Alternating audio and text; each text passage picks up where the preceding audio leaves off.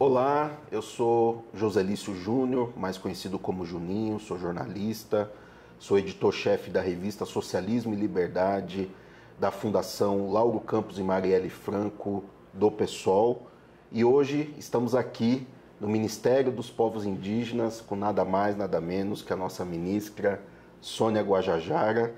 Sônia, que é graduada em Letras e Enfermagem, fez pós-graduação em Educação Especial e deslocou-se para a luta pelos direitos dos povos originários e pelo meio ambiente. Em 2018 foi candidata à vice-presidência junto com a chapa com Guilherme Boulos, abrindo a discussão dentro do movimento indígena para a importância de ocupar a política. Em 2022, atendendo ao chamado da Articulação dos Povos Indígenas do Brasil, a PIB, assumiu o compromisso de aldear a política brasileira, lançando junto a outras candidaturas indígenas sua campanha a deputada federal pelo estado de São Paulo, se tornando a primeira deputada indígena eleita no estado e a indígena com a maior votação da história. Sônia, nossa querida ministra, a senhora tem afirmado que os povos indígenas representam 5% da população mundial e é responsável pela proteção de 82% da biodiversidade. Diante desse momento histórico, onde a questão ambiental vem ganhando uma grande agenda a partir do debate do clima, qual é a grande contribuição dos povos indígenas para pensar um modelo civilizatório e um projeto de sociedade? Bom, obrigada, Juninho, aqui por esse diálogo, Acho que nós estamos vivendo um momento muito ímpar, da participação indígena nos espaços de governo, Foram 523 anos para a gente poder chegar nesse aldeamento da política, Nós fizemos, ano passado a gente lançou, esse projeto Aldear a Política e a ideia era eleger uma bancada do COCA no Congresso Nacional. Conseguimos, ali essa vitória com a minha eleição em São Paulo, com a Célia Chacriabá em Minas Gerais.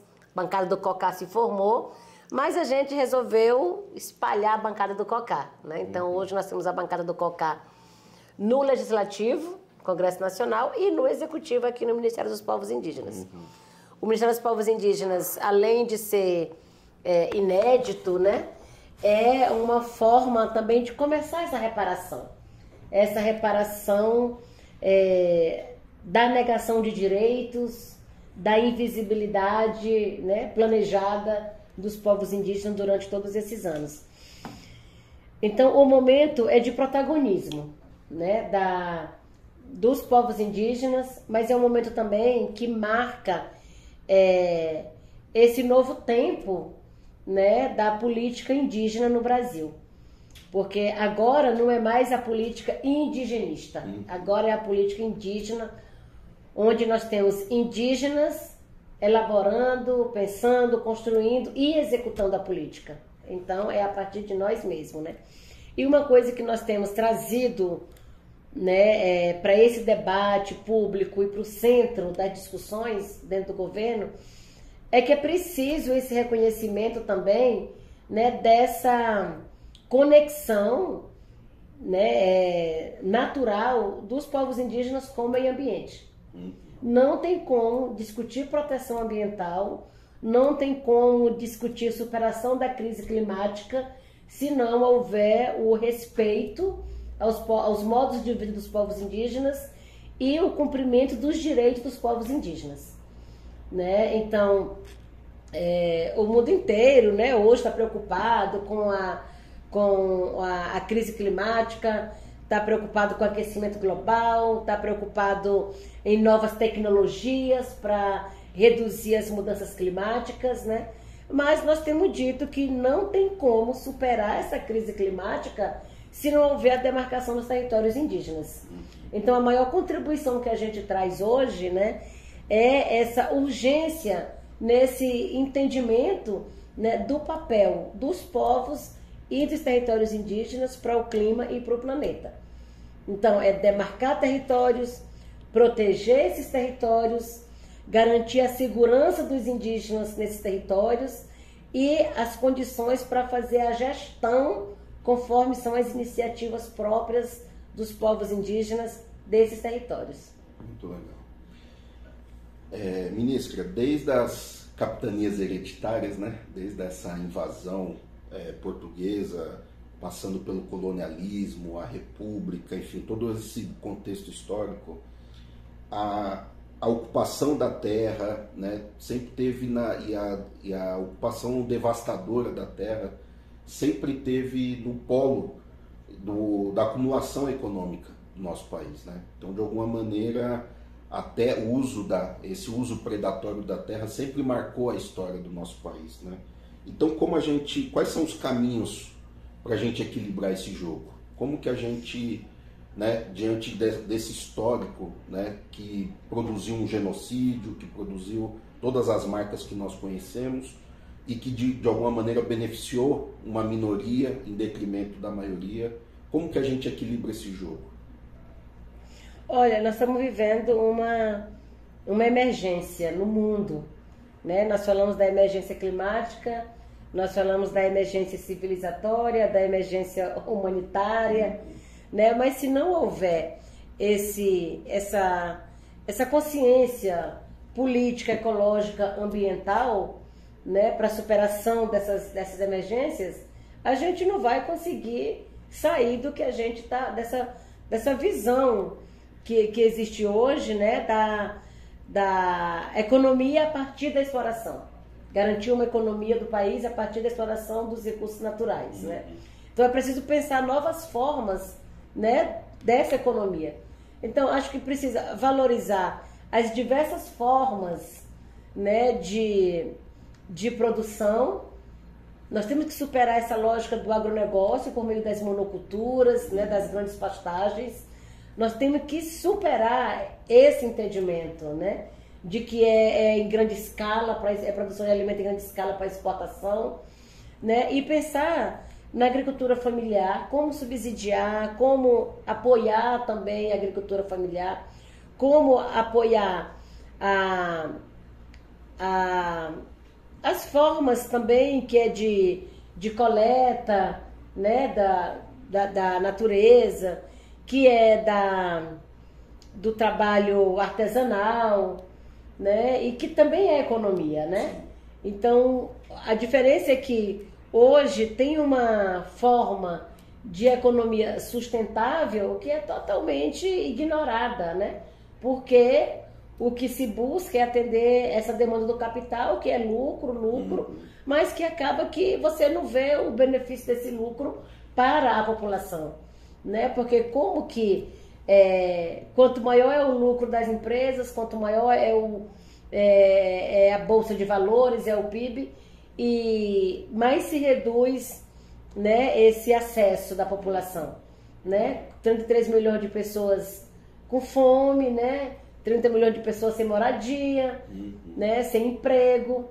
Como é que a gente faz com que essa renda, né, essa economia também seja acessada pela maioria da população, né? Então é preciso pensar nessas diversas formas de economia onde se busque um beneficiamento, né, e uma comercialização regionalizada, né? E aí isso só vai acontecer a partir do reflorestar mentes.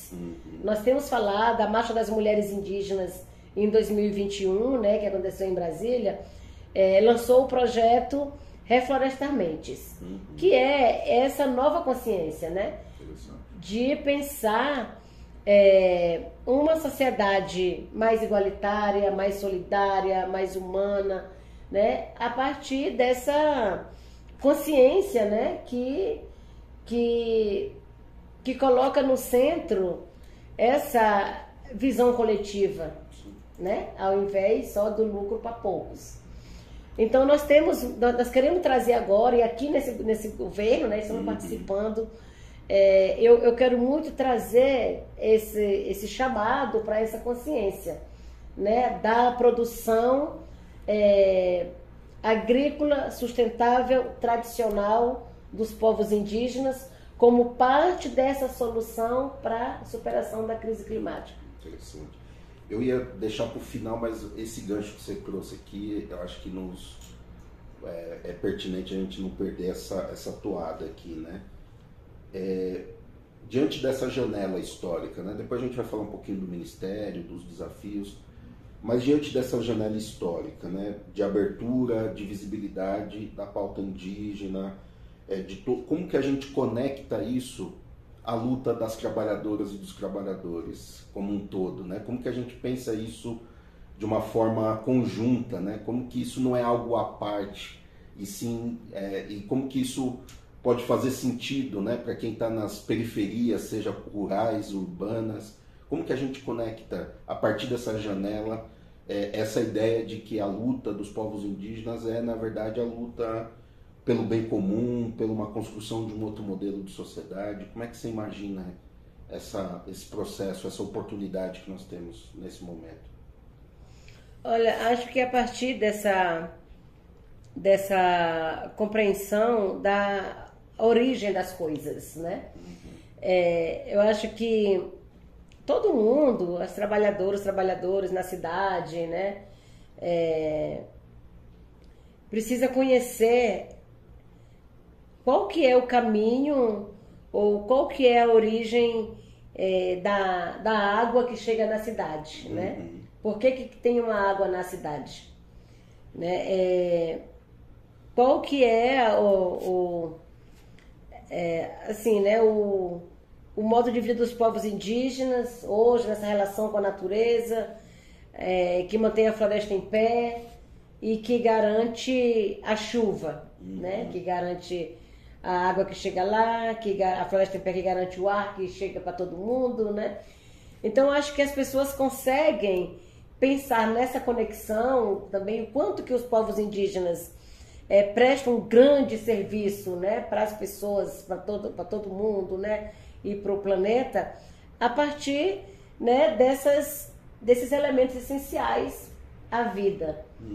Né? E se somos nós, povos indígenas, que hoje protegemos 82% da biodiversidade viva no mundo, né, é importante pensar, nossa, se essa biodiversidade não estiver viva, será que eu sou autossuficiente para garantir a minha vida? Né? Não é. Então, é preciso pensar povos indígenas como, né, essas pessoas que não só se beneficiam do próprio modo de vida, mas é um benefício muito coletivo, né, que chega para todo mundo. Então, acho que agora é hora de valorizar, né, esses modos de vida, é hora de conectar essas diferentes lutas, essas diferentes frentes de trabalho, né? Porque sempre fomos nós os mais marginalizados, né? Indígenas, negros, periféricos, né? E somos a maioria, então a gente tem força de conectar essas lutas e apresentar ao mundo esse projeto mais civilizatório, humanitário, né? E consciente, visando esse bem comum, né? Então acho que é pensar a água, é pensar o ar, é pensar o clima, né? É pensar a terra, a própria terra, né? Como que a gente juntos pode mudar esse modelo predatório de exploração, né? Muito bom.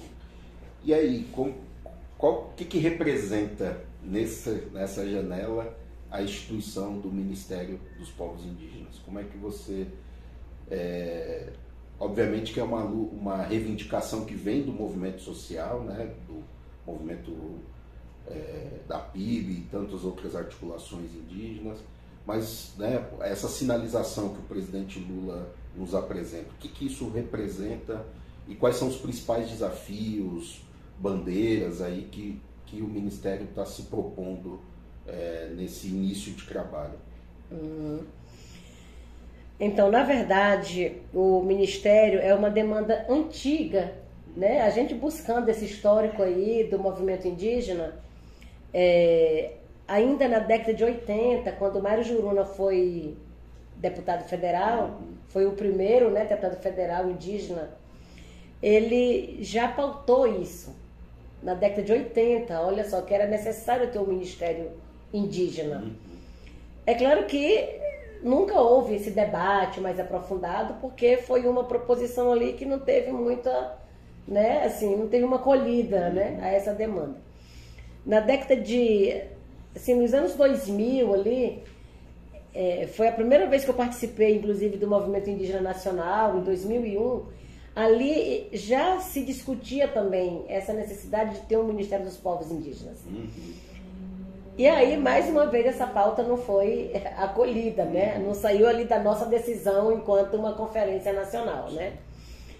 E agora, ano passado, mais uma vez no acampamento Terra Livre, acampamento Terra Livre já é considerada a maior assembleia dos povos indígenas no Brasil e a maior mobilização indígena no mundo. Olha só. Né? Então, no acampamento Terra Livre, a gente apresentou uma carta ao presidente Lula, quando ainda estava na pré-campanha, e ali eu falava assim, direto para o presidente Lula, que a gente queria agora, nesse novo governo, de ocupar espaços estratégicos nos ministérios. Aí a gente falava do Ministério da Cultura, do Ministério da Educação, do Ministério da Saúde, do Ministério da Justiça, do Meio Ambiente. Entendendo, né? A transversalidade. Exato, que a gente queria ocupar espaços estratégicos nesses ministérios. E aí, quando eu falei isso, né, ali, colocando tudo isso, o presidente Lula falou, eu vou fazer melhor. Eu vou criar o Ministério dos Povos Indígenas, né? Então, quando ele falou isso, nós, então, né, melhor do que a gente estava propondo até. Então, a gente abraçou muito essa ideia do Ministério e já começamos a dar como certo, né? O presidente Lula falou isso durante toda a sua campanha, falou depois de eleito, falou no discurso da vitória, falou na posse, né? Então, a gente já começou... Na COP, né? Na COP, lá no Egito.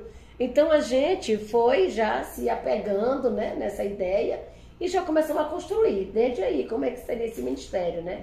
Então o presidente Lula cumpriu muito, né, esse compromisso com a gente, honrou a palavra, a gente é muito assim, né, reconhece muito, né, esse feito do presidente Lula, virou uma marca agora para sempre do presidente Lula, por ter cumprido e por ter já de imediato dado essa autonomia para a gente compor, né, para a gente estruturar com a nossa equipe, com as nossas bandeiras, né? Então ele tem se mostrado ainda, né, muito comprometido, ele me cobra esse mapeamento das terras indígenas no Brasil, né? Ele falou que quer demarcar as terras indígenas. Então, nós continuamos trazendo para cá aquilo que era a bandeira prioritária do movimento indígena, né? Agora está aqui no Ministério, com esse poder de execução, né? Essa bandeira da demarcação das terras indígenas. Então, estamos já agora com 14 processos que tem já um estudo concluído, né? Que está pronto para homologação. Você está parado? Totalmente parado. E nesses 4 anos do governo Bolsonaro, né? Foi assim, uma paralisação total na demarcação das terras indígenas. Então a primeira coisa que a gente fez aqui foi retomar esses processos demarcatórios, né? Estamos atualizando todos os que estão para homologação, os que estão para portaria declaratória, porque o processo demarcatório ele tem várias etapas, né? Então nós estamos mapeando essas etapas, em que etapa está cada um, para a gente poder dar uma celeridade, né? Então estamos agora atualizando essa que o presidente Lula vai assinar, e as que estão aqui para o Ministério assinar, né? Para eu assinar ainda para dar mais um passo. Então é demarcar territórios, esse primeiro momento, né? Retomar a demarcação dos territórios, nessa articulação com o Ministério do Meio Ambiente e Ministério da Justiça, garantir a proteção desses territórios. E aí quando eu falo de proteção é os demarcados e não demarcados, né? Considerando os que têm a presença indígena, né? Ali. Garantir a segurança dos indígenas dentro dos territórios, considerando esse aumento da violência que foi, inclusive, incitada nos últimos 4 anos, né, pelo governo Bolsonaro. A gente precisa dar um basta nessa violência nos territórios indígenas, né? E estamos nessa parceria com o Ministério da Justiça, né, com a Polícia Federal, com o próprio IBAMA, para fazer a fiscalização e monitoramento para garantir a proteção dos territórios e também a segurança dos indígenas, né, dentro desses territórios. E aí nós estamos agora retomando o CNPI, que é o Conselho Nacional de Política Indigenista, que foi também totalmente desmontado, né, com aquela extinção dos espaços de participação popular do CNPI e do Comitê Gestor da PNGAT, que é a Política Nacional de Gestão Ambiental e Territorial das Terras Indígenas. Então, nós estamos retomando agora esses 2 espaços de participação. Estarão todos dentro do Ministério. Dentro do Ministério. E aí a gente vai começar, né, a implementar essa política, né, que é a PNEGAT, que foi assinada ainda no governo Dilma e foi paralisada nesses últimos 6 anos, né? E agora a gente retoma, né, também formas, condições para implementar a PNEGAT. E aqui, cara, um desafio ainda para a gente conseguir montar toda a nossa equipe, estruturar, né, aqui as nossas secretarias, mas nós estamos, assim, muito mais animados e muito mais, assim, com vontade, né, de fazer dar certo, que estamos trabalhando com o que temos. Muito bom.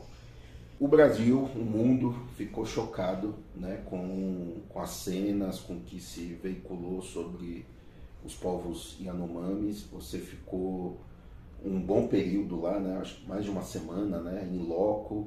Queria que você trouxesse um pouco, claro, muita coisa já saiu na mídia, muita coisa já circulou, mas queria que você trouxesse um pouco o relato do que você vivenciou lá, nesse período que teve lá, e um pouco quais são as medidas que estão sendo tomadas. Claro que a gente sabe que é um dos, né, você tem falado, né, então tem os garimpos na Amazônia, tem as madeireiras, né, no outro pedaço norte e nordeste, o arrendamento de terra, né, enfim, são vários desafios, as queimadas em cada região do país, né, mas obviamente que esse caso Yanomami ganhou uma repercussão e de alguma maneira uma visibilidade e importância pela questão humanitária, de um lado, que é óbvia, que precisa mas também abre uma janela para o debate como um todo. Então eu queria que você trouxesse um pouco o que você traz dessa vivência em loco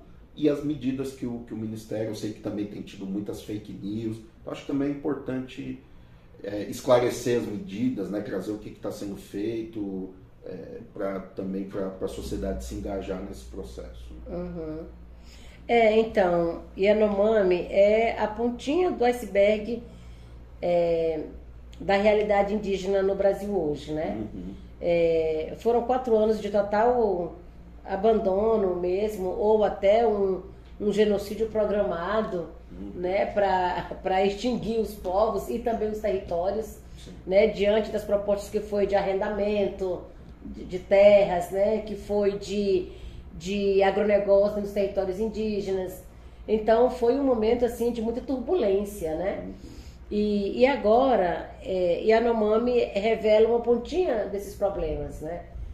Porque por mais crítico que seja a situação ali, né? Por mais assim que seja uma calamidade absurda, né? É uma amostra das demais situações, né? Que se encontra hoje em vários povos. Então, Yanomami chegou nessa calamidade, né, nessa crise humanitária, né, e sanitária, devido ao abandono desses 4 anos, e aí que foi se acumulando e nos últimos 8 meses explodiu, né? A raiz de tudo isso é, sem dúvida nenhuma, o garimpo, que foi incentivado ainda pelo governo Bolsonaro, né? Ele dava esse apoio, nessa palavra de apoio, de incentivo aos garimpeiros. Até pela sua trajetória e não pessoal, só, né? exato, pela sua trajetória pessoal, ele tinha esse compromisso, né? Então era uma liberação aberta, né? Assim, escancarada para a entrada dos garimpeiros e uma conivência ali com empresários, com políticos, né? Com parlamentares que tem todo esse envolvimento direto com essas atividades garimpeiras, né? Acho que é muito importante agora atacar a raiz, né? Retirando os garimpeiros dali, acabando com essa atividade garimpeira dentro do território, mas é importante fazer essa investigação, né? Para chegar nos verdadeiros culpados, são os donos do garimpo, ou quem financia o garimpo, né? Que certamente não é o garimpeiro que está lá trabalhando no dia a dia, né? Então é preciso retirar esses garimpeiros dali, mas é preciso essa investigação mais profunda para culpar quem realmente provocou essa crise, né? E aí o governo Bolsonaro teve essa conivência, né? Que não foi escondida, né? Ele falava abertamente disso, né? Mas, assim, o estrago que está no território Yanomami, sabe, é totalmente, assim, inaceitável, né? É inaceitável o tamanho de cada garimpo, a quantidade de pessoas, o envolvimento ali já dos garimpeiros com os indígenas, né? O abuso que teve ali com meninas, né? O alcoolismo, a prostituição, né? As doenças que chegaram ali como consequência do garimpo, né? Então, durante esses dias que eu fiquei ali, eu pude observar assim uma situação de guerra, sabe? Parecia, eu me senti ali no meio de uma guerra. Helicóptero subindo, helicóptero descendo, era radiofonia chamando para atender um pedido de socorro de uma criança que estava morrendo, né? Era outra comunidade pedindo para levar alimento, era outras, né? Chamando para levar os indígenas para casa. Foi indígena baleado quando eu estava lá, foi indígena morto, sabe? Então, assim, eu fiquei 6 dias ali em Roraima, entre Boa Vista e as aldeias, e eu presenciei essas cenas ali, né, a todo momento. Então, uma situação assim de como fosse uma mini guerra fatal, né? E os Yanomami numa situação de muita insegurança, né? Então, com o garimpo ali dentro, eles param de produzir, né? Param de produzir os seus próprios alimentos. Sim. É uma insegurança de andar no território, né? Porque tá ali deparando com o garimpeiro a todo momento, ninguém sabe o que eles vão fazer, né? A contaminação da água de mercúrio, e aí fica totalmente, né, a água ali inviável, né? Eles não podem consumir aquela água, não podem tomar banho no rio, né? E a malária, né? Ali, assim, uma situação dramática, assim mesmo, de malária, né? Ali, de contaminação de malária ali dentro. Então, é criança ali, né? Com diarreia, com verminose, com malária, contaminação de mercúrio. Imagina. E a desnutrição, né? Tudo em situação, assim, crônica. E é claro, você fala do que está sendo feito, mas é importante as pessoas entenderem o que realmente está acontecendo ali. Sim, porque é um diagnóstico. Por mais que você veja as matérias, as notícias saindo, você não consegue ver a metade do problema no chão. Não consegue, é muito pior lá dentro, né? Então, assim, logo que foi detectada essa situação, o presidente Lula, o Ministério da Saúde primeiro decretou uma situação de emergência, né? O presidente Lula fez a visita lá presidencial com ministros, né? Foi uma visita interministerial. E ali várias ações foram deflagradas logo de cara, né? Que foi o Ministério da Saúde mandou a Força Nacional do SUS para lá com equipes para fazer o diagnóstico dessas crianças, dos adultos que estavam com baixo peso, de garantir o atendimento, né? As cestas básicas que foram distribuídas também de forma emergencial logo no início, né, para poder garantir o alimento, mas logo entendeu que somente o alimento não era suficiente, que era preciso ter um suplemento ali alimentar para poder tirar as crianças daquela crise, né, emergencial, aquela crise nutricional, sim, né, para reabilitar ali, né, a nutrição dessas crianças. O Ministério do Desenvolvimento Sustentável levou equipamentos para perfurar poços dentro das aldeias para poder garantir água potável para eles beberem, né? Então, isso tudo é emergencial. Agora, os alimentos já estão sendo modificados, porque aquelas cestas iniciais foi para suprir ali o momento, sim, a fome, né? Sim. Mas agora, o próprio PAA, né, está comprando alimentos da Conab, que está buscando dos produtores locais para oferecer a eles os alimentos que são do seu costume alimentar, né? Aí, ao invés de levar aquela cesta com alimentos, né, trazidos do supermercado, arroz, feijão, macarrão, sardinha, sim, não, tá levando abóbora, macaxeira, batata, né, melancia, que é as coisas que eles comem, né, e que conseguem ficar bem alimentados com, né? Então já mudou essa composição dos itens, né, ali para os itens que são do costume alimentar deles. as crianças na CASAI, lá na Casa de Saúde, já estão recebendo esse atendimento médico e nutricional, e esses suplementos já começaram a ganhar peso ali, né? Já estão se restabelecendo. A operação para retirada dos garimpeiros também, né? Nessa articulação com o Ministério da Justiça, com a Polícia Federal e Força Nacional, o Ministério do Meio Ambiente com o IBAMA, né? Dos povos indígenas com a FUNAI. Lá dentro está nessa operação de, né, destruir os equipamentos e os garimpos, né? E aí liberou o espaço aéreo e também fluvial para os garimpeiros começarem a sair. Então, liberou, assim, nesse momento inicial, a saída deles, e aí eles, em algum lugar ali, tem uma base instalada para fazer um cadastro, né, deles, e aqueles que resistirem sair, eles vão ter que ser presos, né? Sim. Infelizmente, né, quem resistir a uma decisão agora, né, de retirada, eles vão ter que ser penalizados, né? Até porque tem essa consciência de que é uma atividade ilícita que eles estão ali, praticando, né? Então, tem toda essa articulação interministerial, mas também o presidente Lula tem conversado com o governador do estado, né, para poder pensar ali uma política social que possa ser sustentável, né? Que possa receber, né, ali essas pessoas e evitar que vire um caos também na cidade, né?